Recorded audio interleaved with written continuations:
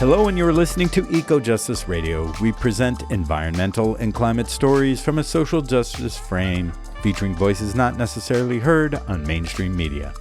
Eco Justice Radio acknowledges that we recorded this show on the traditional territory of the Ahachimen people in the place we call Southern California. Welcome, I am Jack Ite. On today's show, Seeing Through the Smog, How Big Oil Manipulates Climate Science. We feature an interview with Rebecca John, an investigative climate reporter at the Climate Investigation Center and the news outlet DeSmog, which focuses on topics related to global warming. Rebecca John is a research fellow at the Climate Investigation Center and a freelance investigative climate reporter. Her work has been published on DeSmog and Airmail and featured in the Guardian and NPR. Before working on climate, Rebecca was an award-winning documentary filmmaker and has produced films for PBS and the BBC. The Climate Investigation Center was established in 2014 to monitor the individuals, corporations, trade associations, political organizations, and front groups who work to delay the implementation of effective and popular energy and environmental policies that are necessary in the face of the ongoing climate crisis.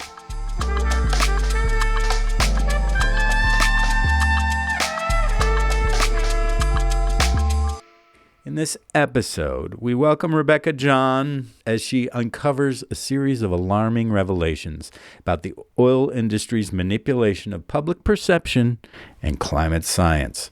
We delve into the historic context of the oil and gas lobby, exploring how entities like the Western States Petroleum Association have influenced research and public opinion since the 1950s. From the origin of the Air Pollution Foundation to the ongoing battle against climate change, Rebecca sheds light on the intricate web of misinformation and the urgent need for public action. So stay tuned. This is one of those shows where we really sort of unpeel the layers of history to show how we ended up here in trouble in a climate emergency. I'd like to welcome Rebecca John, research fellow, investigative climate reporter at the Climate Investigation Center in DeSmog, coming to us from London with, pretty serious series of revelations that she has been uncovering about our friends over at Big Oil and the history of all they want us to learn. They want us to figure out what's going on in the world. And so we need to unpack what Big Oil has been doing really since, your investigations go way back. I want to start with just this. I saw this quote from Albert Einstein. Now I know a lot of times Albert Einstein gets attributed to quotes, so I could be fact-checked, but I like the way this sort of sums up the harsh reality. An oligarchy of private capital cannot be effectively checked even by a democratically organized political society. That's what we tell ourselves that we have, because under existing conditions, private capitalists inevitably control, directly or indirectly, the main sources of information. That's according to Albert Einstein. And that's kind of what we're looking at right now. This is a cabal of well-funded entities who started a long time ago, and it's still happening today. It hasn't changed one bit. So starting from that exciting perspective, let us know how you jumped into this. Like, where was your starting off point? Yeah, well, hello. Thank you very much for having me. And I'm definitely not going to argue with Albert Einstein. So agree with that. You shouldn't. Yeah, that would be a foolish thing to do. No. So where did I start? Well, interestingly, just to rewind a little bit, I was researching what the US government Air Pollution Division in the Public Health Service in the 1960s knew about the carbon dioxide problem. And I was researching material at the National Archives, the US National Archives, to see whether an awareness of the harms of carbon dioxide and climate change was affecting any of their decisions, and whether it was being discussed by what was the sort of foremost entity within the US government for tackling the air pollution problem. And yes, alongside big pollutants that we know, the other air pollutants, they were building increasing knowledge of carbon dioxide. But in these records, which stretched back to the 1950s, I found some material relating to this obscure sounding foundation in Los Angeles that was started in the early to mid 1950s and wound up 1960, 1961. So already this was history by the time the Public Health Service were looking at the work of the Air Pollution Foundation. But in the records, there was a list of projects that this foundation had sponsored in terms of air pollution research. And one of them referred to a project at Caltech using carbon isotopes. And this just really piqued my interest because I knew that at that point, scientists were using carbon isotopes to unlock the secrets of the universe, to find out how old the Earth was. And this Caltech lab actually dated the Earth to around 4.6 billion years using lead isotopes. And they were using carbon isotopes to assess whether concentrations of carbon dioxide in the atmosphere were changing, because they could tag molecules, atoms of carbon in things like tree rings, and assess whether this carbon that had been absorbed by the tree was ancient carbon or modern carbon. So whether it was a fossil fuel, ancient, or newly minted carbon that had just come in, from the atmosphere. So I did think, what was this Air Pollution Foundation doing with carbon isotopes? Were they sponsoring climate science? So that's really what led me to the California story, and to just pull on that thread and see what was behind it. Yeah, it's what an interesting. I think what you seem to be uncovering is this series of front groups. We have an entity right now that sort of seems to run things over here in California, as well as Oregon and Washington. Maybe there's other states that might be considered Western states, but the Western States Petroleum Association. Now, it had a different name back then, but these groups are lobbying groups. So how did it start from, and they had another name at that time, Western Oil and Gas Association, same concept. Exactly. Tell us about how these entities start up, because didn't it emanate kind of from that entity, or is that? Exactly. No, you're absolutely right. So yes, there's the Western States Petroleum Association, then known as Western Oil and Gas Association. It's the oldest oil and gas lobby group in the US. It actually began with the name the Los Angeles Chamber of Mines, and it's had several name changes over the course of history. But in the 1940s, this group, let's call them WSPA for short, they stepped in to represent the oil and gas industry in the face of challenges that they were confronting due to the LA smog crisis. So, as most people are aware, LA suffered from a terrible smog beginning in, the early to mid 1940s. And this problem increased with the rapid industrialization of LA following Second World War. And by the early 1950s, the smog crisis was really at boiling point in terms of the residents of LA protesting against the conditions that they were suffering, on almost a daily basis. So it got so bad that the governor was called in, and the governor suggested maybe, possibly closing down all the oil and gas refineries in the LA area. Workers had to leave their offices in downtown because the conditions were so terrible. It caused all sorts of... Just to interrupt, I mean, people have to understand Los Angeles, we think of it as a movie town, but it really is an oil town. It has the largest urban oil field, probably in the United States, maybe in the world. And this is not new. It's been going on. You can look through history.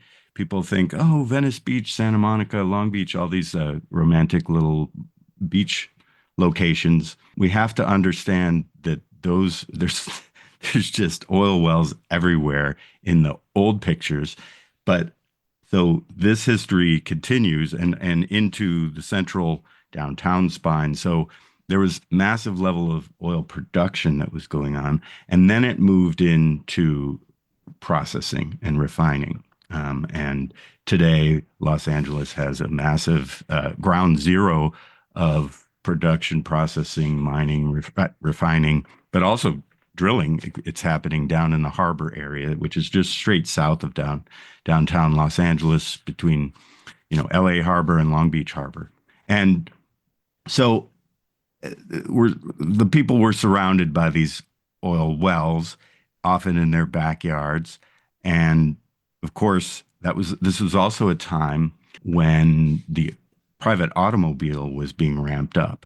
And, that Los Angeles had the famous red car system that some of the early suburbs developed upon. One of the places that burned, Altadena and Pasadena, they were created in the area of easy access to downtown Los Angeles via these red car light rail system. The oil companies mixed with the tire companies and the car companies all got together and said, what is it, this public transit? We need people to drive. It's America. It's freedom. We need to get out in your cars and, you people need to have some fun, drive down to that beach. Well, what they did, they said, this beach looks a little rough, so they put all the oil wells into hidden locations. Some of them they got rid of. So you go down to Venice Beach, you go Huntington Beach, and it's further south. These were all major oil towns, and they just they either hid them or, maybe they stopped drilling, whether they remediated. So this is going to create a lot of pollution. So that's your point, that smog. Well, Los Angeles has been famous for smog, even going back.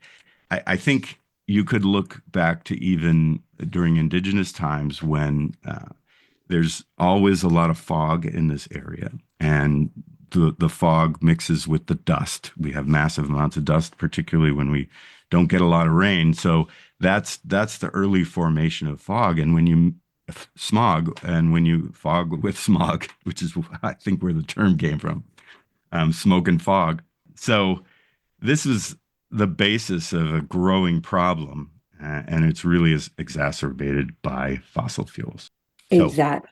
continue with your story of so they're responding to this smog crisis. Exactly. So, exactly right. So, in about 1947, the Western States Petroleum Association decided that it would counter criticisms of its activities and counter the fact that it was being held responsible for the smog crisis by sponsoring science at the industry-funded Stanford Research Institute. And these industry-funded studies, well, guess what? They shifted the focus towards the weather. They sought to sow doubt around what was being called the hydrocarbon theory of smog that was developed by a Caltech scientist called Dr. Ari Hagensmith. And his theory was that when the sunlight reacted with pollutants, there was a photochemical reaction that caused smog.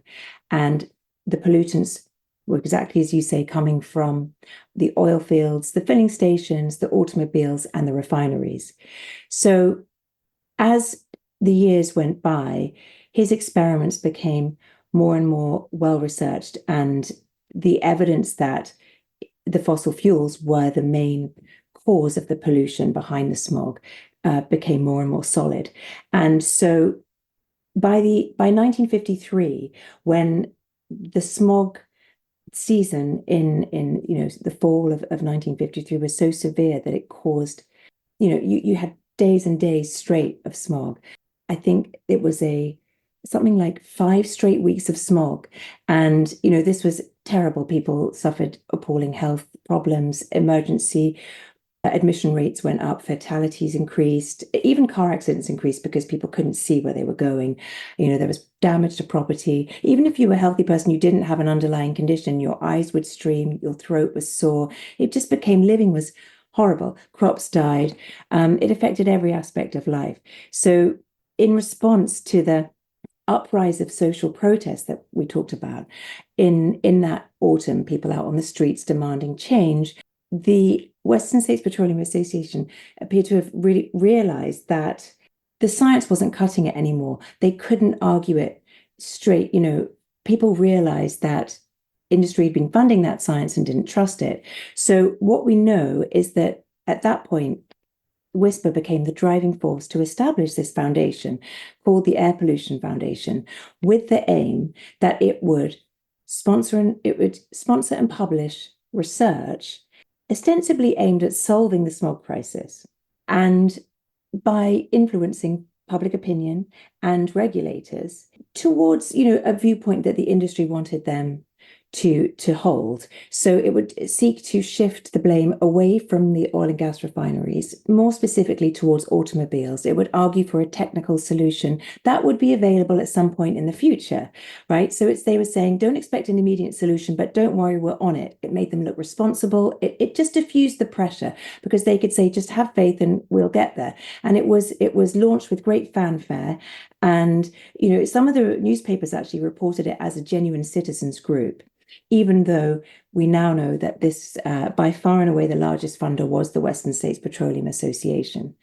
And so there it is. It's set up to operate in 1953 as this protection for the industry from regulation of its activities. But what we do know from a memo that I found of, inside the foundation itself, is that, in fact, the Western States Petroleum Association founded it to be, and this is a quote, protective, and they founded it to be the research department for the oil industry. And the intention was that it would publish findings that would be accepted by the public as unbiased, in contrast to its own findings, which were not trusted. So we have all of that from an internal Air Pollution Foundation memo. And that really is like a blueprint. Was this an ironic, it sounds like a joke memo, like, no, I couldn't believe it when I read it. No, you see, it's one of those things that comes out when you have I know there's a sort of movie term for it, which is like exposition and ammunition. It's like when you get conflict, characters say things they wouldn't otherwise say. And what happened was, the first president of the foundation was an East Coast chemical engineer who probably looked like he was a safe pair of hands to run a front group for the industry. He had a background in chemistry, bringing products to market based on chemical, developments, a sort of commercial background. He was a World War I Naval Aviation Corps, pilot. He had been, and so he had. What's his name? I have a couple characters here. His name is Loren B. Hitchcock. Okay, Loren B. Hitchcock. He was president of the Air Pollution Foundation. Now, this isn't a foundation. Now, when I think of foundations, I think of, the foundation, the rock, meaning they're raising money for something to stop oil pollution, right? But, and this isn't just guys sitting around in smoking jackets, figuring out, maybe they didn't have dating apps at the time. I'm not sure what they were doing, having drinks or something. But no, actually, this was the meeting of some of the most powerful business men at that time. Yeah. Who is present at these? Who's in the behind the facade of the Air Pollution Foundation? Yeah. Well, I think the key figure is this man called William L. Stewart, William L. Stewart Jr., in fact, whose grandfather was the founder of Union Oil. So he's, California oil industry aristocracy, really.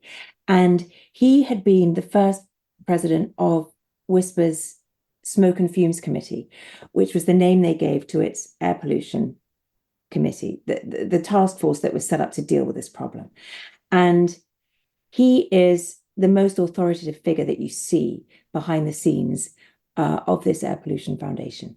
He went on to actually he took this air pollution fight nationwide. So in 1951, he actually warned the American Petroleum Institute, which is the industry's national lobby group, that he said, his words were, the policeman is coming, about the regulators, and wake up. And he then, very shortly after, became the chairman of the American Petroleum Institute's National Smoke and Fumes Committee. So as the air pollution problem was traveling outside of LA, but we're jumping ahead. So what happened was, we know that Hitchcock, the first president, was recruited with the help of some oil and gas industry members. So Air Pollution Foundation called on its associates and its network to find somebody. So we see that in the document. So they're keeping it pretty close to home. And they find Hitchcock, they set him up, And actually, however, he turns out to be a bit more genuine than they might have hoped, because he unrolls this very ambitious program of research. And he also starts talking about how there need to be investigations into refinery emissions, which probably must have, we know, set off warning bells through the whole California oil industry. He went up to the state capitol and gave evidence about how the state itself should fund air pollution research, which the industry did not want. They want to keep it very much in-house. And he even spoke out in San Francisco about the need for statewide air pollution control. So all these things would have been an anathema to his, Western States Petroleum Association funders. I'm going to interrupt you right there, Rebecca. No. We need to go to a quick break, but we'll get back to all this intrigue building up around back in the 1950s that has led to the problems we're facing today. We'll be right back. You're listening to Eco Justice Radio, a listener-supported media outlet. Please consider making a donation to ensure that we can continue to provide socially, environmentally driven content. Donations can be made at ecojusticeradio.org or socal350.org.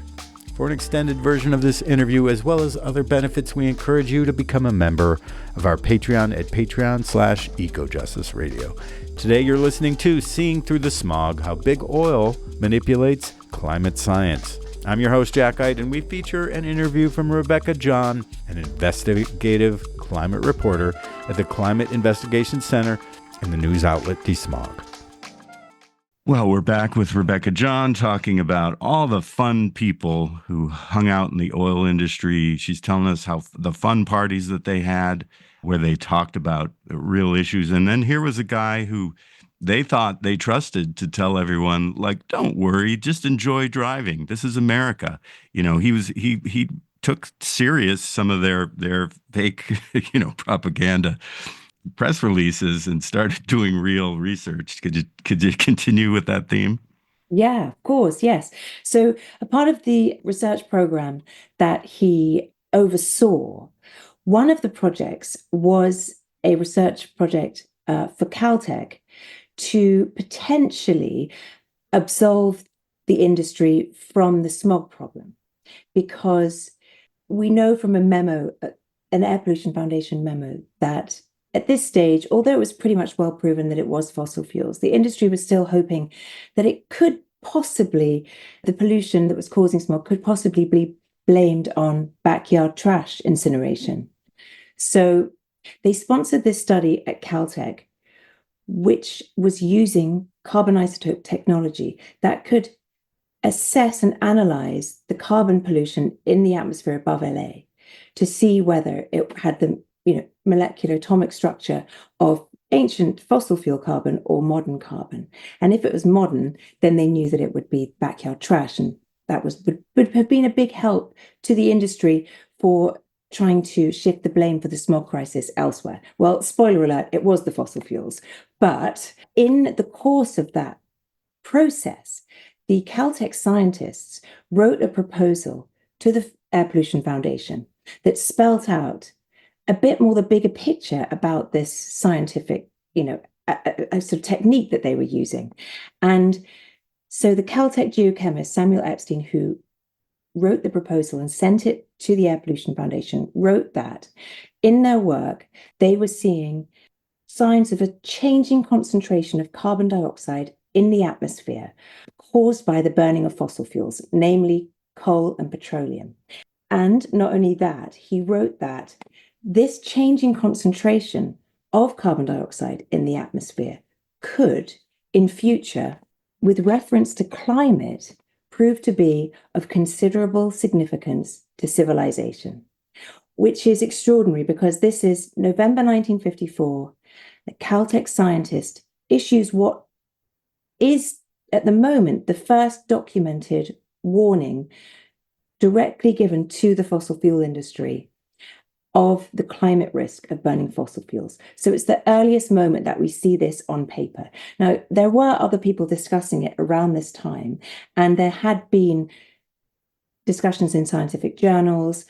article published in Time magazine and the New York Times. And of course, scientists had known about this for at least 100 years before. But this is the first time that we know we can prove that the oil industry were notified, because the first president, Loren B. Hitchcock, published Caltech's research proposal in the Air Pollution Foundation's first technical progress report in March of 1955. So it laid out the entire thing, including the climate warning. And we also know through tracking the foundation's own internal records and its public statements, actually, that this first progress report containing the climate warning was sent to all the foundation's trustees, which included many of the major figures of the Californian oil and gas industry, and its funders, which we know included, again, many of the big companies that made up the California oil and gas industry and Western States Petroleum Association. And just to put this in context, we're talking about the companies, some of which we know today, like Shell, SoCalGas, Southern California Edison, and some of the kind of predecessor companies of the other big oil and gas companies. So, for example, ExxonMobil, BP, and Chevron. So these are names that we're still very much familiar with. And these entities were all, and their predecessors were all members of the Western States Petroleum Association and funders of this group that were warned about the climate risk of fossil fuels in 1954. Right. So along with all the other things that Hitchcock was doing, this presumably must have irritated them. So we do know that they called him into a meeting shortly after this progress report was published at the California Club in downtown LA, very exclusive, members only. And this is where they did all their business, like over nice white tablecloths. You can just picture the big automobiles, driving into the valet parking. So yeah, that's the scene. A steak and lobster was served. Maybe filet mignon, of course. Yeah. Oh, delicious. Hopefully they started off with some serious martinis, because this is going to be a tough conversation where they have to bring them down to earth. So keep going. Yeah. So Hitchcock arrives at the meeting and they start criticizing him for what he's been doing. They start, reprimanding him for calling for statewide air pollution controls, for calling for greater state funding of air pollution, for looking into refinery emissions. And that includes, sulfur dioxide, right? So we already known to be very toxic to humans and animals. And one of these guys, George Davidson from Standard Oil of California, which is now Chevron, says, well, in some cases, I think evidence shown that sulfur dioxide is beneficial to humans and plants. Which just sort of shows you where they were with their stance. Well, as is carbon dioxide, it's a building block of the planet that we live on. But yeah, I think, yes, exactly. At this point, you have toxic smog events happening across the US from burning too much coal. So, and yes, anyway, so they're not happy with him. And that's when he starts to push back and argue that, well, the foundation has really been strictly following its, its charter and trying to fulfill its duties. And then they say, okay, come on. And they pull out William Stewart, who's obviously the big gun. And he starts saying in no uncertain terms, look, we funded the Air Pollution Foundation. And I was present at that meeting where it was founded, on the understanding that it would serve as the research department for the oil industry, that you would serve as the research director for the oil industry, that it would publish findings that were, quote, protective, and that, its published findings would be accepted where our own findings were not being met with such acceptance. That's the term that is used. So Hitchcock's pretty perplexed by this, and he then goes back to the trustees. They have a big conversation about what to do. And they also criticize Hitchcock for conducting too broad a program of research, which suggests that this could be a reference to the climate admission in that first progress report, as well as other studies which were looking at weighing, public transportation systems, mass public transportation systems, and how that could help the smog crisis. Right. And then at this point, seemingly at William Stewart's request, one of the other key figures at Union Oil, now Chevron, is pulled in to criticize every aspect of the foundation's research program. And he does this in such an extensive way that he concludes that the only sort of real positive function it could serve is to act as a PR bureau, a first-class public relations bureau. He denigrates and dismisses pretty much all the research projects and says, well, this isn't useful, and why are we doing that? And that's replicating this. And so what happens after that is that the research program of the foundation was rolled back.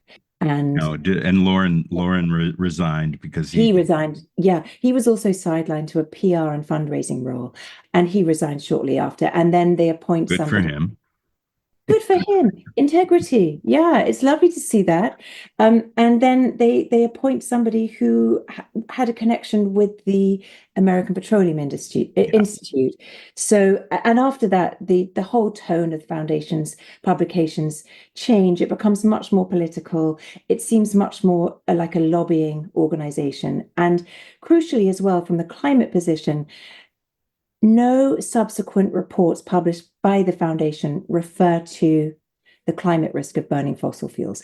And this despite the fact that the money that was given to Caltech actually sponsored Charles David Keeling's first measurements of carbon dioxide across the Western United States. And it was those discoveries that he made through this Caltech project funded by the Air Pollution Foundation that led to him seeing that there was this baseline of carbon dioxide that was uniform everywhere he went, which was a massive surprise because he thought that would change depending on the, topography of the land, whether it was desert or forested. You'd thought that it would be different where there were a lot of trees, right? Where there was the cycle going on on the 24-hour basis. But no. So everywhere he went, in the late afternoon, the measurements were around 310 parts per million. And that revelation led him to secure a grant from the US Weather Bureau, which led him to work at the Scripps Foundation in San Diego and go this to... This is all Charles Keeling. Exactly. Yeah, the Keeling curve. This was right in the same era. That why don't we listen to... There's certain scientists we need to listen to. And so with all this push here, was it this turnaround of the Air Pollution Foundation? Foundation of air pollution is, of course, fossil fuels. So I guess they're well named. There's two things that, and I think this is what's going on today too, that that whole concept of we need information. Well, I think the connection between carbon and how it affects the climate, I think has been harder for people to jump on. But, anyone who hangs out around these refineries or sits behind a diesel truck who's idling, they understand this is bad for you. Okay. And even as a kid, I used to sit there and I'd look at the smoke from buses rising into the air, and I said, how can the planet just process this? I don't understand. Well, I had the right idea there. Of course, my father worked for Standard Oil of Ohio. I don't want to get into that here, but that's our economy is based on this. Yeah. So getting into this concept, my father wasn't an oil man. I just letting people know. But how come we weren't listening to the scientists in the 50s? And, how did we get here with all this? Yeah. Right. Well, I think that we weren't listening to the scientists in the 50s. I think that in a way, the science, it was early days of how much the planet could absorb. It wasn't until 57 that scientist Roger Revelle had the understanding that there would be a limit to what the oceans could absorb in terms of carbon dioxide. And at that point, it became much more urgent to monitor this and to really understand, because if the ocean stopped absorbing carbon dioxide, that could present a huge problem and lead to a rapid acceleration of the greenhouse effect. And that is, of course, what we have seen over the last 70 years.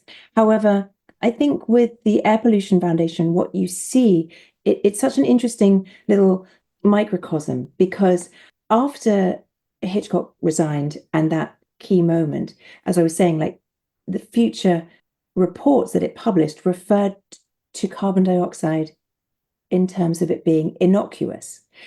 The climate risk was not talked about at all. So there's a covering up of some of the understanding of pollution and what's going on, and an attempt to just deny the problem, for want of a better word, really. It is really, to call it innocuous is denying what they had been told about in terms of what the long-term future potential of carbon dioxide could be.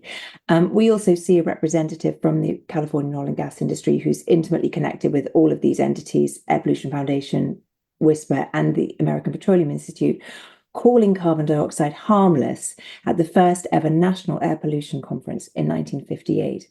So in a way, what you see is this playbook that the industry have used repeatedly since the 1950s to downplay or dismiss the harms of burning fossil fuels, including the climate risk, which is to use a front group to manipulate public opinion and to influence regulators and lawmakers to a position that is much more industry friendly, to deflect the threat to its business from concerns over, in this case, carbon dioxide, and potential regulatory measures that might curtail its activities, reduce its business operations, and affect profits. So this employment of the foundation, the Air Pollution Foundation in the 1950s, as this oil industry front group, which, it was early days, so you could see it had teething troubles. They perhaps, they hadn't done it before. This, I think, is the first example of a oil industry front group used to tackle the air pollution problem. But they, straightened that out, got Hitchcock left, they tightened up, control, and then they used it as a very effective tool. And it's one that we see being replicated throughout successive decades. So, for example, in the late 80s and early 90s, the oil and gas industry formed the Global Climate Coalition, which was aimed at preventing the US from ratifying the Kyoto Treaty. And that was at another crucial inflection point when the evidence of climate change risk due to burning fossil fuels, carbon dioxide, and other greenhouse gases had become much more developed than it had been in the 1950s. But it's interesting that they went to meet that challenge using very, very, very similar tactics. There was another group, the Information Council for the Environment, which was a coal group, also sponsored by Edison Electric Institute and Western Fuels Association, that was also very active in the late 80s, also denying the realities of climate science and affecting to shift political opinion away from support of any climate action. And it's something we've seen again and again. I mean, there's a gas industry group called Natural Allies, which seeks to, expand gas industry and natural. They're natural allies. How are they natural? I love these names. It's like. Yeah. And they're very smart and or crafty, we could say, because maybe people aren't paying enough attention, but the naming is problematic. But we're going to take a quick break again here, but I want to talk about what's going on today, because this right now in the present, we're looking at oil companies. Well, let's just say fossil fuel companies spending massive amount. I have a number here, 115 million on front groups. That seems low, but there's other things that are being spent, and there's a couple of lawsuits. I mean, because we want to figure out how we can overcome this, and we need people to understand how to fight these things, because frankly, there are things that can be done to overcome this power that these entities have. So we'll be back in a bit with Rebecca John and the incredible work that she's doing on unveiling how part of how we got here with our addiction to fossil fuels, and a government and a business sector that makes it continue to happen. So we'll be back in a sec. You're listening to Eco Justice Radio, a listener-supported media outlet. Please consider making a donation to ensure that we can continue to provide socially, environmentally driven content. Donations can be made at ecojusticeradio.org socal350.org. For an extended version of this interview, as well as other benefits, we encourage you to become a member of our Patreon at patreon.com/EcoJustice Radio.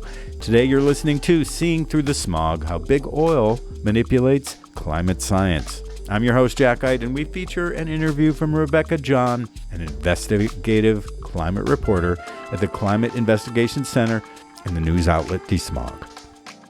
So we're back with Rebecca John talking the oil industry and how they function. They're serving lobster thermidor before they tell everyone involved that, look, you guys, get on board. So let's keep talking about it, because there's a lot of money flowing around, a little bit for lobster thermidor, but there's other scientists who are being paid to do studies. We often hear that climate scientists are the ones who are paid to make up lies, but there might be some issues. It might be the other way around. So how are you looking at some of these things that's going on today, not just in the 1950s? Yeah, exactly. So I think what we seeing today is that, first of all, the industry has a long history of these kinds of activities. In 2014, a leaked PowerPoint presentation that was published, I think, by an NPR affiliate, showed that WSPA was sponsoring between 12 and 15 front groups. And this was a WSPA PowerPoint presentation.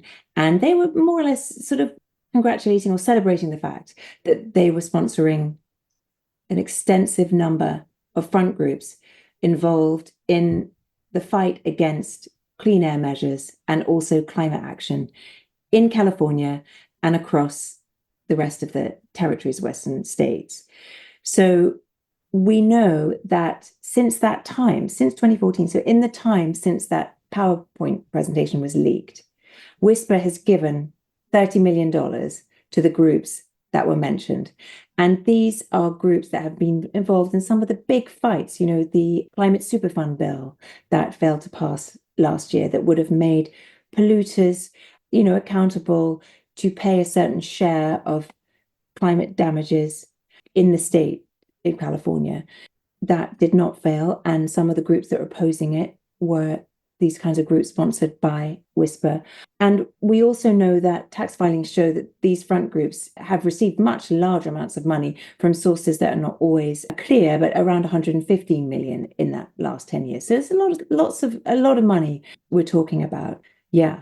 So that activity continues up to the present day. And, you can trace that back to see what happened in the 1950s. And again, it's a through line directly between those tactics and the ones that they're using now. And I think that what the bigger picture, stepping back, what you see is that, on the one hand, there's industry polluting the physical environment that we live in with the pollutants that its operations emit, but also to defend those operations, their activities have polluted the information environment that we're living in. So there's attacks on the integrity of science that go back to its commissioning of industry-friendly studies at the Stanford Research Institute in the mid 1940s, and that research institute in itself was really the brainchild of one of the most powerful figures of the business scene in California, a guy called Athol McBean,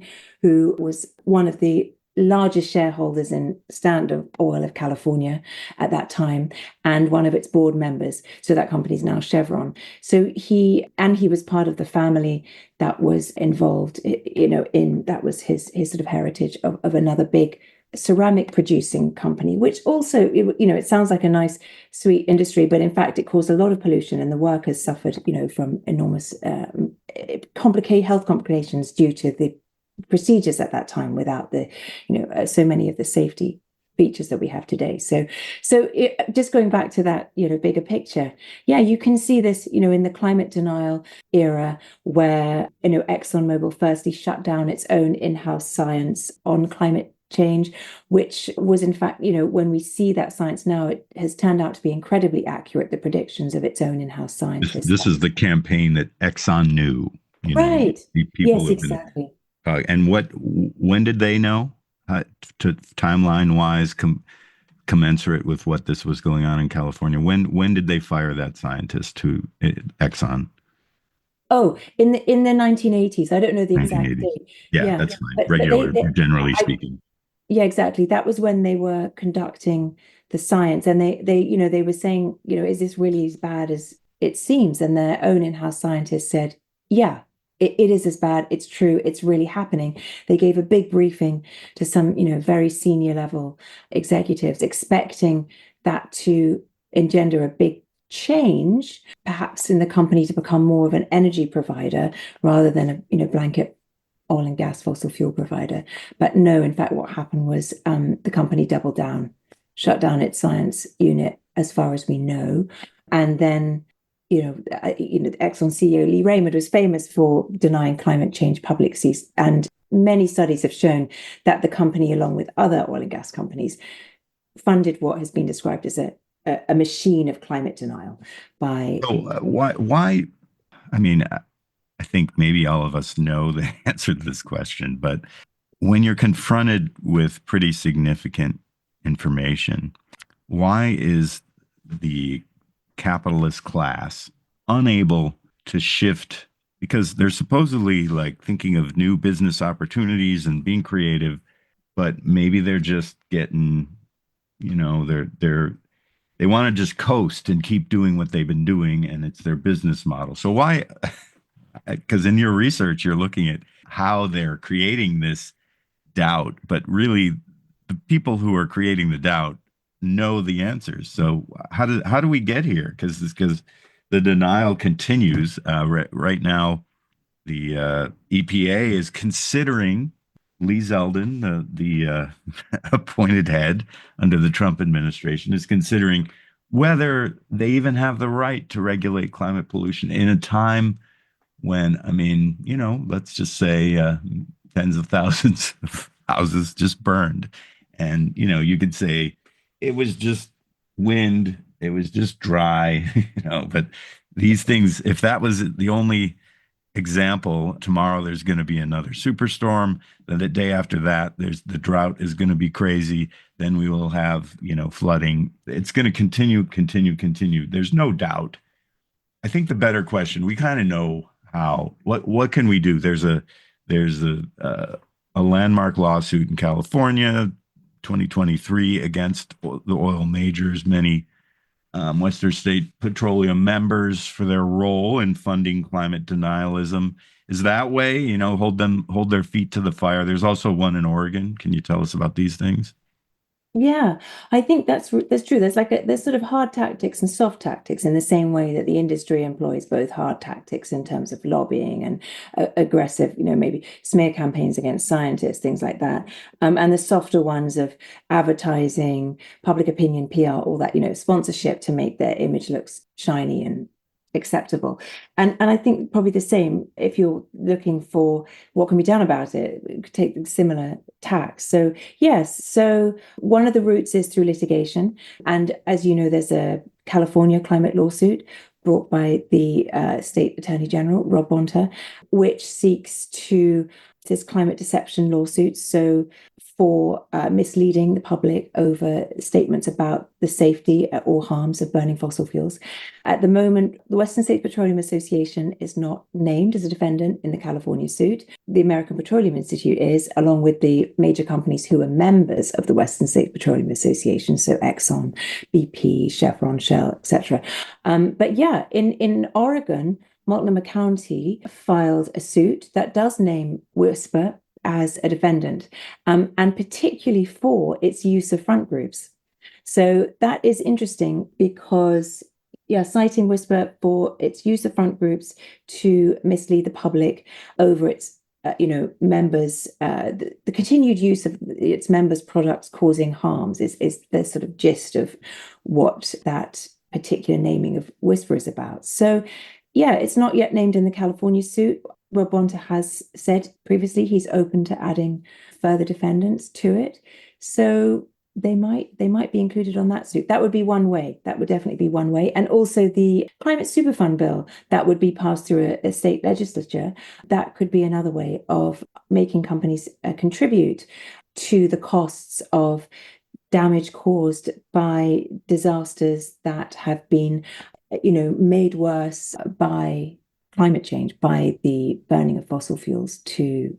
So this is a state, it's not national, because No, we don't have no, the votes. The super not yet. fund would be the super fund to do more fracking, to do more natural gas. That's the super fund that we have Indeed. right now. Right So, now. and renewables have their problems, but when we start comparing a transition to cleaner sources, there are significant benefits by and the science is there in terms of being able to transition to cleaner sources, but also we need to figure out how to get people to be using less. Yeah.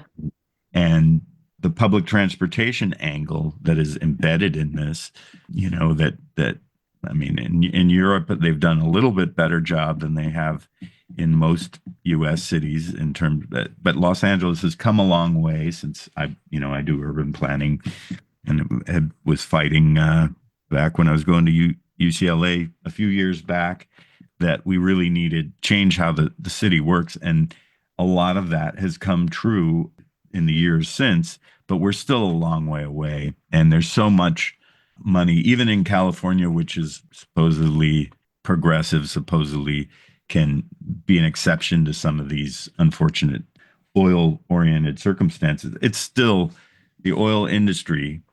It has such power over a lot of these legislators, and at the state level and at the local level. We're still seeing massive amounts of drilling going on, and the processing is happening, and the refineries are in business.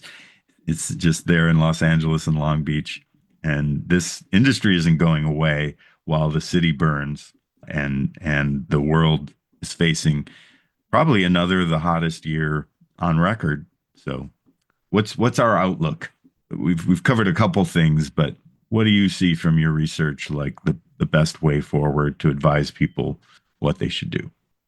Well, I think from the research, it's clear that there are currents, and these things come in waves. And the closer change is in view, the harder the industry pushed back. So it was easy in the 50s to deflect it because it was like, well, we're not going to see changes till the 2000s, so we don't need to worry about it now.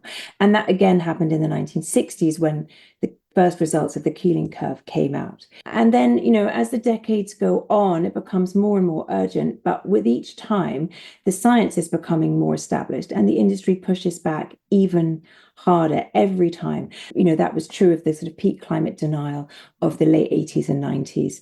And then, they switched to a sort of greenwashing in the 2000s as a deflection and sort of looked to sort of be partnering up with environmental groups and to get on board with the change. But as soon as that pressure eased off, they, as we're seeing, things have not indeed genuinely changed. And now I think in response to the growing climate emergency, who knows, maybe this is the last stand. It's becoming difficult I can't predict the future, but what I can say is that what has tipped the balance in the past is overwhelming one factor, and that's public protest. It's people getting out on the street. It's like in 1954 there were about 7,000 people protesting the smog in Pasadena and really demanding action. And it was that point that saw Hitchcock unroll the really ambitious research program. About 2 weeks later, it was all over the LA Times. It was all over the LA newspapers. So that was industry. Okay, we're going to do something. Yes, it was a front group, but still, it was clear that that was what rallied the action. And we've seen it again, exactly with the Clean Air Act. Like apparently Nixon looked out of the window and saw all this millions of people on Earth Day, and thought, oh, this is a big thing. I need to get into this game. I need to show people that I have an environmentalist credential, not that he really did, I think, deep down, but in terms of affecting to be, that's what happened, that he did certainly put that forward. And, I guess we had the People's Climate March what some have referred to as the Greta Thunberg effect, but that really pushed through the momentum that was behind the calls for the Green New Deal and then the, Inflation Reduction Act. And it's that public protest that puts it on the table.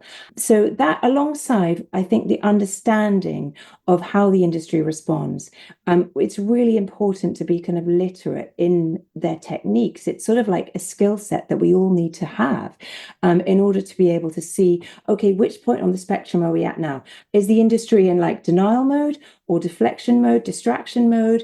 Is it pretending to be a partner here? Like where are we on that spectrum, and what can we expect, and how do we then actually create a sort of an effective way of countering whatever it is that they are, pulling out of their very, very, very, sophisticated and well-funded toolbox to, perpetuate the status quo as far as they would see it.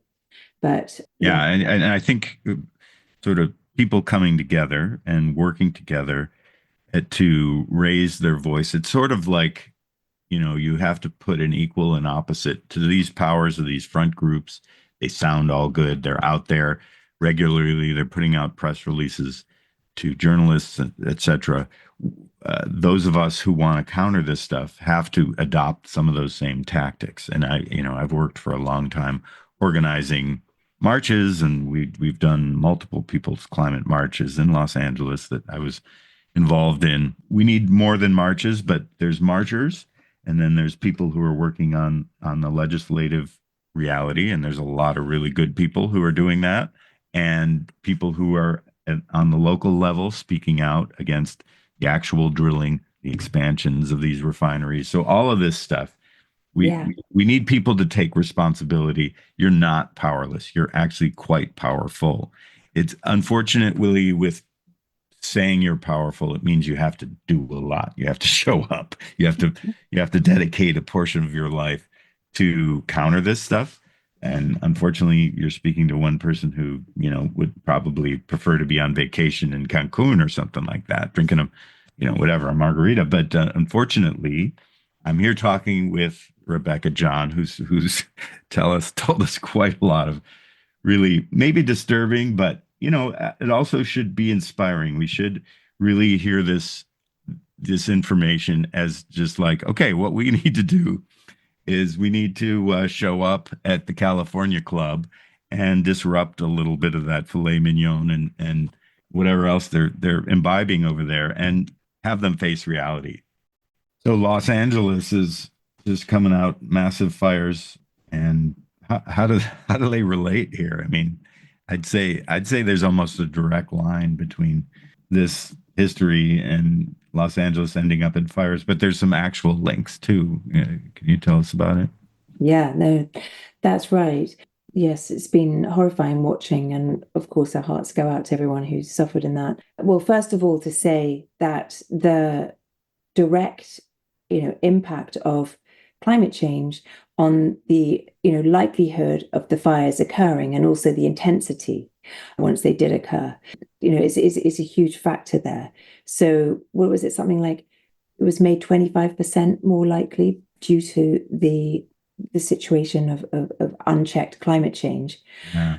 So there's that. And I think, if you were looking for a really strong image that shows just how powerful the industry's actions have been at blocking measures to prevent the worst impacts of climate change from being realized, and also the kind of poignancy of the time wasted, it would be to take the Caltech lab from which Samuel Epstein drafted the proposal that he sent to the Air Pollution Foundation, the first known documented warning that was issued to the industry about the risks of fossil fuel-induced climate change in 1954. That Caltech lab was only a few blocks away from where the Eaton fire was burning during the LA wildfires in Pasadena. So that to me just really shows those two things side by side. 70 years between that's 70 years that steps could have been taken to prevent that wildfire from breaking out with such intensity and ferocity as it did. And when we look at that 70 years and ask why nothing was done, we have to see that it was the industry's methods that it road tested and deployed in LA in the 1950s that were used over successive decades to deflect climate action that can in large part be held responsible for that. Yeah, it's pretty harsh realities. There's a lot of people who say, this is just a fire. It happens. It's happens in this ecosystem, but the reality that we know is there's a significant climate, extenuating circumstances that all came together on that fated, pretty much month it lasted us. But with the dryness, zero rain. I've lived in California. I'm not totally from here, but I've lived here much of my life. Never experienced a winter when we had no rain going all the way through January. And then, the type of winds that we got, it was a very special. It's only happened a couple times. I think the last time we had that type of, they're called Santa Ana winds, but it was really 2011 was the last time it was coupled with a low pressure. I did some other shows. So if you look at shows a few weeks ago in January about this issue, you recognize there is a very significant climate correlation. And the harsh reality, and you talk about why did we do nothing? Well, there were a lot of things done, but it was not enough, and it isn't enough. And this is going to keep happening. And it's not, we need to batten down the hatches and live safer and manage our relationships with the wild land better, and protect that wild land better. But we also need to stop burning fossil fuels and figure out how to move forward from here and manage an economy that is not based in destruction. And that's tough for humans. I mean, when we get on a smaller level between small communities, I think it starts to become more possible when you figure out how to live better, live closer to the land, live more connected to the land and connected to the people around you and the ecosystems and the animals. And when you start that and you stop working for the big corporation, making the big money and buying your house out in the wilderness there, we need to change that. Anyways, thanks for bringing up these points. Yeah, thanks for your adding the extra dimension as well. Definitely right to say it wasn't that nothing was done. Things have been done, but just has not kept pace with the consumption of fossil fuels, indeed. So, Rebecca, can you tell us how? I appreciate you coming on the show. I really appreciate the incredible work that you're doing, and hopefully you can continue to educate people on these methods. Can you tell our listeners how to find your work and support your work, and any other details you can share with us? Yeah, thank you. So this particular series is published on the DeSmog website. So that's DeSmog, DeSmog.com. And I am also on Blue Sky. You can find me there, Rebecca John. I think it's Rebecca John 1 possibly at Blue Sky. I should remember exactly. I can't remember. But I think just Rebecca John Climate Investigation Center should throw it up. So, and then I think also on the Guardian, they've covered some of my work too. So that's kind of that. Well, once again, thanks for hanging out with us here on Eco Justice Radio, and really best of luck to you in all your work. Well, thank you very much. Yeah, thank you for everything you do as well. It's wonderful to be here and talk to you today. Thank you.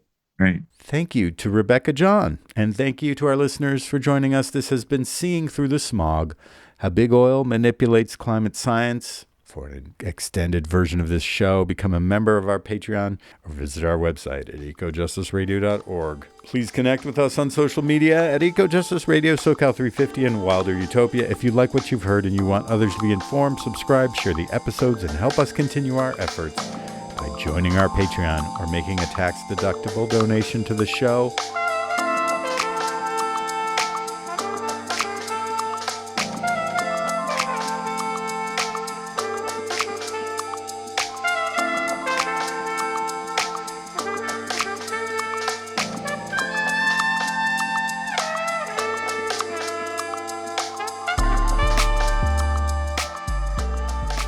project of SoCal 350. The show can be found on multiple Pacifica radio stations, all major podcast apps, and at ecojusticeradio.org. Executive producer and host, myself, Jack Eit, co-host Carrie Kim, and engineer and original music by Blake Quake Beats. And until next time, remember, the power is yours.